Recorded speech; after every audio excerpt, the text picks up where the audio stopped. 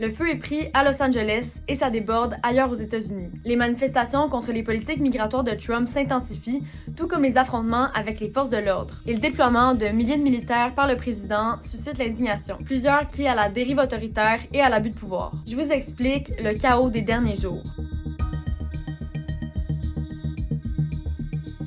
Alors que Trump multiplie les efforts pour réduire l'immigration illégale au pays, 44 immigrants sont arrêtés par l'ICE, l'Immigration and Customs Enforcement, à Los Angeles le vendredi 6 juin. Ce sont ces arrestations qui font s'enflammer la situation et qui suscitent différentes protestations. La même journée, David Huerta, figure bien connue du mouvement ouvrier en Californie et président de l'Union internationale des employés de services de Californie, est arrêté à Los Angeles. Puis le lendemain, le 7 juin, des membres de l'ICE sont aperçus près d'un Home Depot de Paramount, une banlieue de LA majoritairement hispanique. C'est un magasin où des travailleurs sans statut légal viennent souvent proposer leurs services pour la journée. Craignant une autre opération d'arrestation, des citoyens se rendent sur place pour protester. Et la situation tourne rapidement au vinaigre. Gaz lacrymogène et grenades assourdissantes sont lancées.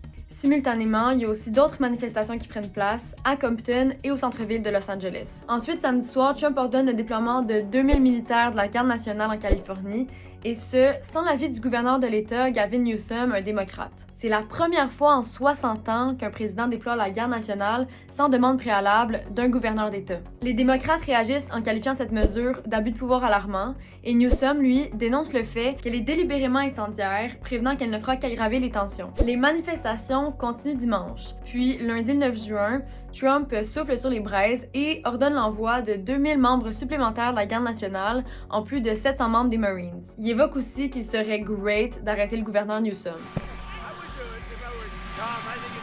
Puis, on apprend que l'État de la Californie poursuit en justice l'administration Trump pour avoir déployé la Garde nationale. David Huerta, lui, est libéré. Puis, lundi et mardi, il y a des manifestations qui prennent place un peu partout au pays, pas juste à Los Angeles, comme à New York, Chicago, Dallas, Austin, entre autres. Mardi soir, un couvre-feu imposé par la mairesse de Los Angeles entre en vigueur au centre de la ville. Puis, le Texas, un État républicain où il y a une forte population latino-américaine, annonce le déploiement de la Garde nationale sur son propre territoire. Bon, à travers toutes ces journées de manifestation, il y a eu des blessés du côté des autorités et des manifestants. Il y a aussi eu plusieurs arrestations. Une journaliste australienne a aussi été touchée par un projectile en caoutchouc dimanche, en direct à la télévision. Là, les manifestations se poursuivent un peu partout au pays, comme dans ces villes, et la situation évolue très rapidement. À suivre.